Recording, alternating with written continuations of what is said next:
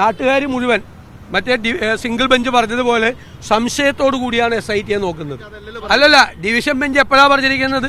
Division bench എപ്പോഴാണ് പറഞ്ഞത്? അത് കഴിഞ്ഞിട്ടല്ലേ ഈ സംഭവങ്ങൾ.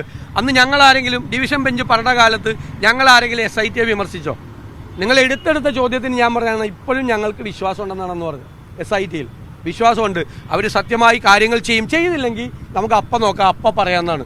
നിങ്ങളൊരു 5 പ്രാവശ്യമെങ്കിലും എന്നോട് ചോദിച്ചിട്ടുണ്ട്. തിരുവനന്തപുരത്തെ മാധ്യമ പ്രവർത്തകർ SIT അവിശ്വാസം, ഞങ്ങൾ പറയും SIT അവിശ്വാസമില്ല, ഹൈക്കോടതി നിയന്ത്രണത്തിലാണ് SIT ഒരു അന്വേഷണം വഴി തെറ്റിയാൽ ഞങ്ങൾ അന്ന് പറയാമെന്ന് പറയും. ഇപ്പോൾ വഴി തെറ്റി സ്റ്റാറ്റ്യൂട്ടറി ജാമ്യം കിട്ടി, ഇപ്പോൾ ഉണ്ണികൃഷ്ണൻ പോറ്റി വരെ പുറത്തിറങ്ങുവാണ്. അപ്പോൾ വഴി തെറ്റിയില്ലേ? എന്തുകൊണ്ടാണ് കുറ്റപത്രം, പ്രാഥമിക കുറ്റപത്രം SIT കൊടുക്കാത്തത്?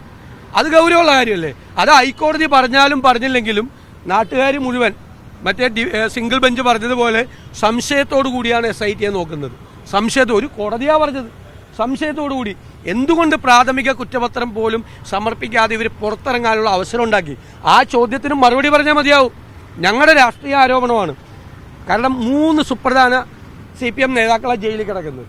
ഇനി അന്വേഷണം വ്യാപിച്ചാൽ ഇനിയും പ്രധാനപ്പെട്ട CPM നേതാക്കളകത്തു പോകും. അതുകൊണ്ടാണ് ഇതിനെ മരവിപ്പിച്ചത്. രാഷ്ട്രീയമായ ഇടപെടൽ നടത്തി ദുർബലപ്പെടുത്തുകയാണ്.